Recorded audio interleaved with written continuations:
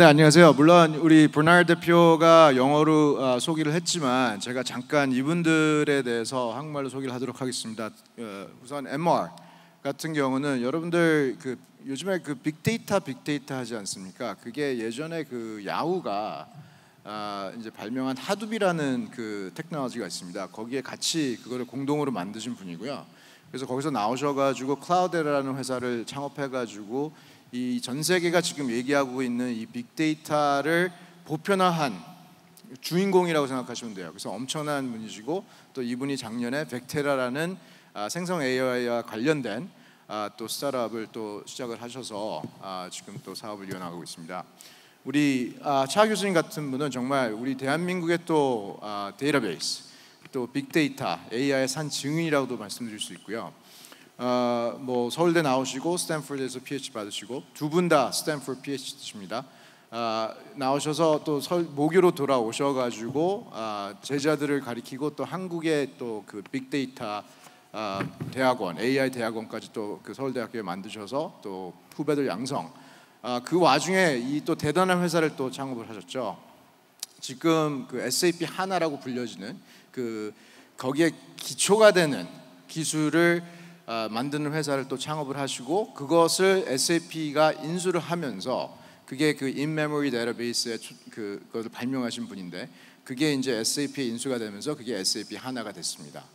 그래서 오늘 주제인 이 Generative AI 이게 도대체 우리 삶을 어떻게 바꿀 것인가에 대한 것을 이 두 분을 모시고 한번 의미 있는 대화를 나누도록 하겠습니다. Alright, so I kind of built you guys up a bit, but I only got the Stanford part. I had yeah, to say Stanford so you guys have that connection, the Stanford PhD. So let's talk about this GPT, generative AI, ChatGPT, and all that, right? Why is this such a big deal? Should it be that big deal? Is this hype or is this something real? We'll start with you, Amr. Well, no, it's absolutely not hype, right? Okay. So I think it's clear to all of us right now that we reached a point where, for the first time ever, AI and machines can understand us. They can understand us just speaking in our language in any way we would like. And that has never happened before, that we had this capability. So I look at what's happening right now as significant, if not bigger, than the iPhone moment. So what was the iPhone moment? When the iPhone came, it allowed us to evolve the average person from being able to use a mouse and a keyboard to anybody now just using their hands and their fingers and swipe right and swipe left and zoom in and zoom out and interact with apps. And that opens up consumption of software to a lot more people on the planet. But if you really think more deeply about it, the more natural way that we interact with each other is just to talk and say what we want. I want this, I want that. Here is a picture that has the three of us. Can we put Bernard here in the middle? And Bernard would just show up in the middle. And instead of having to learn how to use Photoshop and how to use the mouse and the menus to get that done. So that's what's going on. We now have the ability to truly understand what a human means when they speak. So I'm going to come back to you because clearly when somebody like MR decides to start something new with his company Vectara in the space of generative AI, clearly you had to pay attention. So that was back in January, right? So just coming right back to you again. January of last year. Yeah, last year, January last year. So, full 12 months. And 12 months these days is a lifetime, it seems like. So every day is something new. So it's a big deal. So it's the first time that we're going to have a truly intelligent computer. But Vectara, tell us about Vectara. Like, what so it was very hard to explain what Vectara does. Last year when we started, we launched our company in October. So we started early in the year. We launched in October. And it was still hard to explain to people what we do. We would tell them we have this amazing AI that can understand you. And I'm like, what do you mean? We don't get it. And then ChatGPT came out. And it became much more easier for us to explain what we do. So what we tell people now is we are ChatGPT, but for your own data, right? So imagine yourself a VC firm like SparkLabs. They would take all of the amazing pitches they're getting from all of you. They would take the investment memos that they're writing. Why did they invest? Why did they do not invest? and ingest it into this amazing platform where they can now have a conversation with the data. They can ask the data, oh, the last time when somebody was pitching me an idea in the blockchain space, why did I pass? Why did I decline? And the system will reply back and say, you declined for these reasons. Reason number 1, reason number 2, and reason number 3. It's not results. It's not fetching back the links to the PowerPoint, the links to the investment memo so you go and read them. No, it actually read them, it understood them, and it's just giving you the answer. So we're moving away from search engines, which is the old way of doing things, is you get a bunch of links that you have to go read to figure out the answer. And now we have this amazing thing that just gives you the answer. And then you can have a conversation with it. When it gives you the answer and tells you reason 1 was this, reason 2 was this, reason 3 was this, you can tell it, oh, tell me more about reason number 2. And it will tell you more about reason number 2. And then you can even reason with it. You can tell it, okay, if this idea was a bit different, was blockchain, but was in the movies area, would I have said yes? I would tell you, yeah, there's a probability of 70% you would have said yes, right? So that's kind of where we are right now. We have this amazing capability that is able to consume our enterprise data, our reports, our memos, our research, and then allows us to talk with it just like it is another person in the room. So that's going to be our second topic today, which is about how do enterprises actually use this great technology, because there are some obstacles that need to be overcome. To Professor Chop, so you've been involved with this technology space for a long time. The arc of history and the future trend. Same question to you. Is this real? Is this really important? Well, thank you. Thank you for explaining SAP HANA. Actually, I recently heard that the number of customers, enterprise customers, increased to 32,000 over a decade. I mean, right. The actual number of users will be a lot more. Professor Chad, you may want to just get the mic. Yeah. So, coming back to your question, the message that the ChatGPT as a service platform and the GPT as an engine have been sending to the world for the past months is that AI technology is crossing the strategic inflection point. And it means that the AI technology is being useful to the general public, not just the narrow domains. And in other words, also the commoditization of AI has started. Whenever we cross this kind of inflection point, new opportunities are unfolded in a huge scale. This time, I would say this is really huge. So affecting the lives of every individual and then the business of every enterprise. Yeah. And also, whenever this happens, the game changers emerge. This time we are seeing that OpenAI and Microsoft, which has been perceived behind the Google in research, in AI research, but by teaming up with OpenAI, Microsoft has just suddenly has become a leader. So the game has changed. And what I would like to say, and this is something similar to what I had, I had working on SAP HANA, in the secret mode, I have to persuade the chairman of SAP, and then we secretly worked for, a couple of years, and then suddenly, we launched, right. And then the competitors cannot catch up, once you are prepared.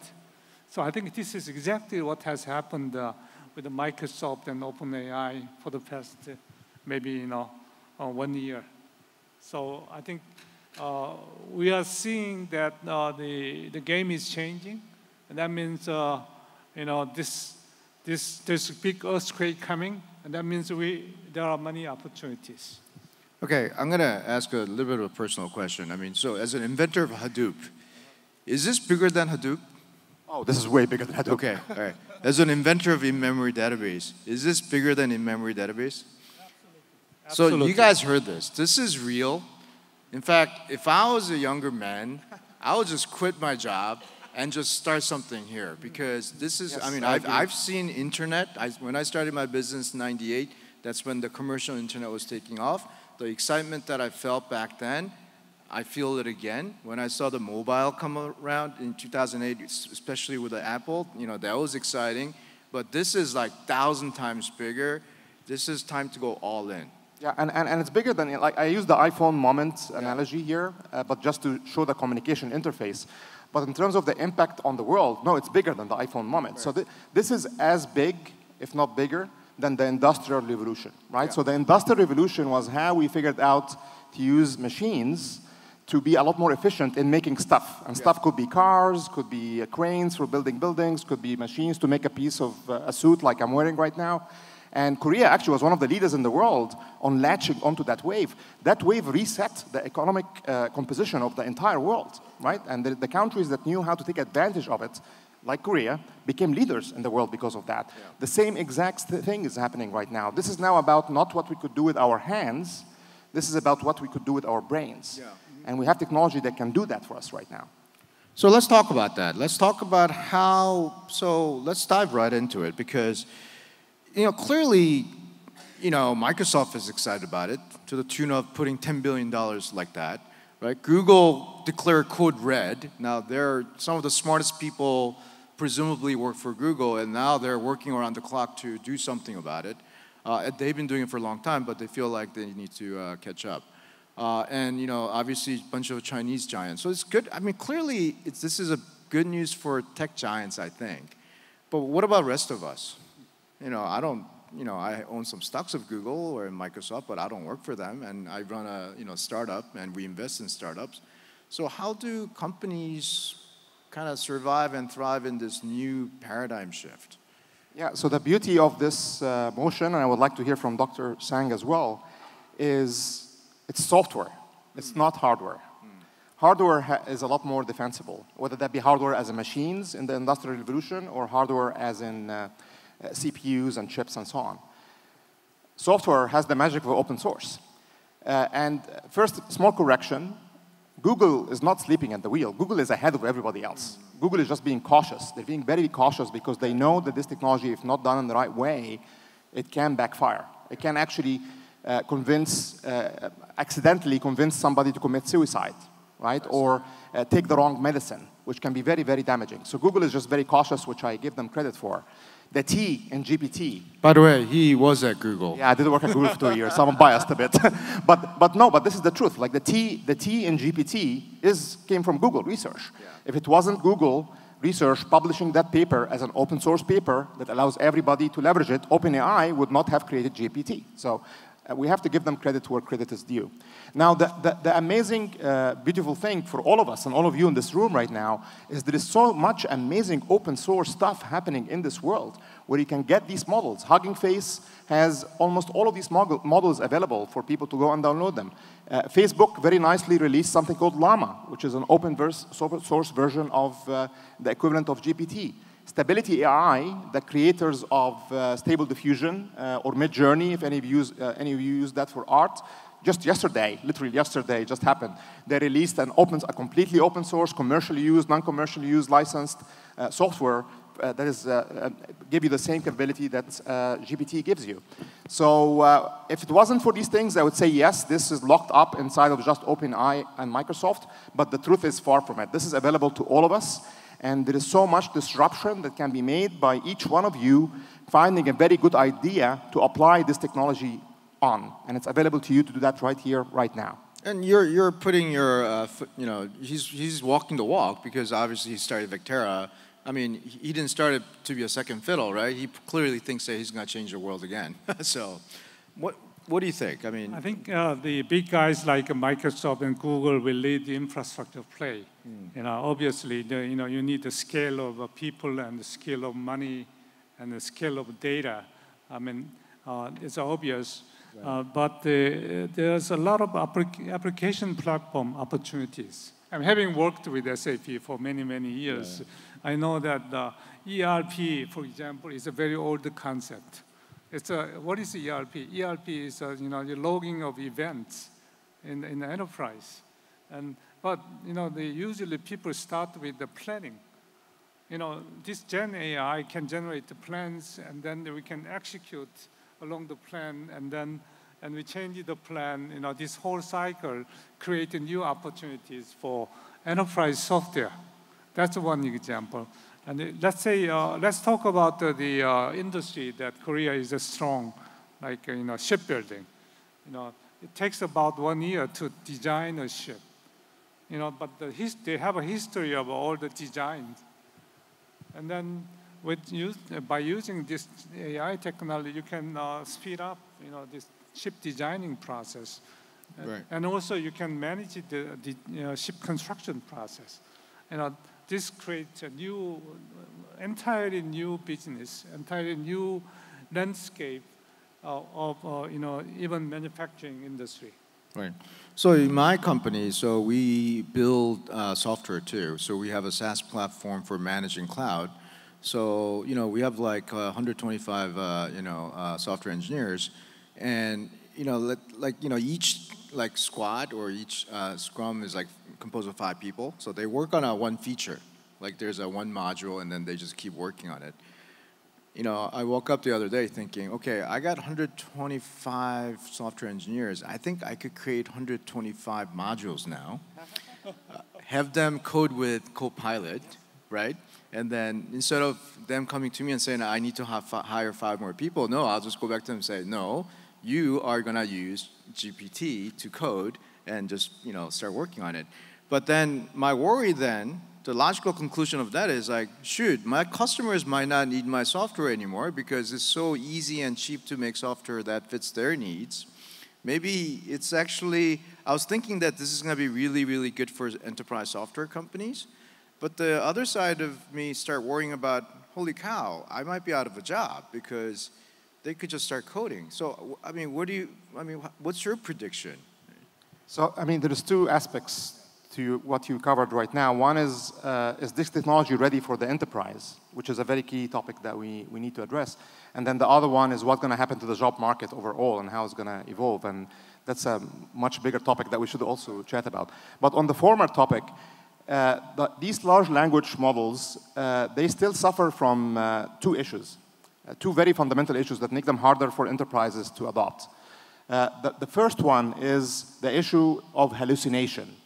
Hallucination is the technical term that we use to describe when the large language model makes up stuff that is not correct, right? So you tell it, I would like you to write this piece of code for me, and instead it would add a few lines that are deleting files that you did not want to delete because it just thought that was a cool thing to do. That's how the probabilistic models inside of these systems work. We need to solve hallucination. So that's one of the key problems actually that we at Vectara help solve and minimize.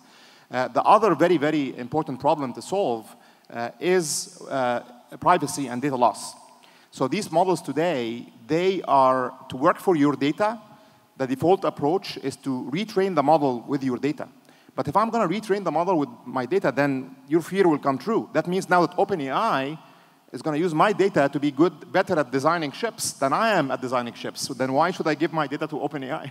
So that's a very big problem that we need to solve, where we can create these models that allow companies themselves to build this capability without depending on somebody like an OpenAI. I think that's a long way of saying you should buy Vectara solution.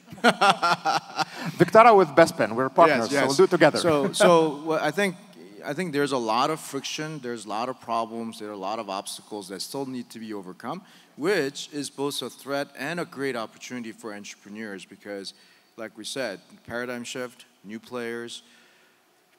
Switching gears, so what do countries like Korea have to do? So I'm involved in digital platform government, and Professor Cha has been just a lone voice in the wilderness, just keep pounding the table saying that we need to innovate, we need to change the way we do things, invest in software, invest in AI. Professor Cha, what can Korea do in this? I guess the answer is not simple, but Sure. I think first of all we need the people, a right set of technical people first, and then we need the leadership, and the right leadership that decisively, make a decision on the direction, and then and it's not only at the corporate level but also the government level and even society level. We need what is the right leadership, and And then I think for countries like Korea, the size is not really high, big. So we need to go for the open innovation. So we need to team up with other countries. And also, of course, we cannot team up with China, but we certainly team up with Europe and the U.S. and other part of the world, and that's one thing that we should pursue. And also the last week, I think the government released a plan for digital platform government, and which is a very good, timely. Because we can initiate the collection of the document, at least from the government side, and then use that kind of structured data, semi-structured, but it's just quite structured data to train these chatbots. So I think this is something that I can think of, at first, but there are a lot more things that we have to do. Right. I mean, I think it's a good reminder to everybody that Google was not the first search engine. I mean, by some counts, 7th, by other counts, like 14th. Remember, Google was not the first search engine. Facebook was not the first. There was a Friendster, MySpace in Korea, but so just because some of these big tech companies of today are getting ahead doesn't mean they're going to be the winner. I mean, the game is far, far from over. Infrastructure cost is something that we do have to deal with it. The cost of it, it's actually quite high. We kind of ran a test inside our company. When you want to use the ChatGPT or generative AI, all the content that we have need to be converted into a vector format, Vectara, but it's like 70 times the storage requirement. So the compute, the storage, all that need to be solved. But coming back to this question about what can different companies, then also countries, and I know, Amar, you're Egyptian by birth, but you were educated in the U.S. and then started your business in the U.S. But you have deep ties to the region, and I know you're involved with the Saudi. Yeah, I got an honorary citizenship Right. from them, and that was because of the success of Cloudera in the region, but also because I was helping them on the big data and data science and machine learning kind of aspects, and entrepreneurship as well. Yeah, so it's taking that kind of spirit of innovation to these type of, I guess, lesser ecosystems so far. So what is Saudi to do? What is Egypt to do? What is some of the other countries?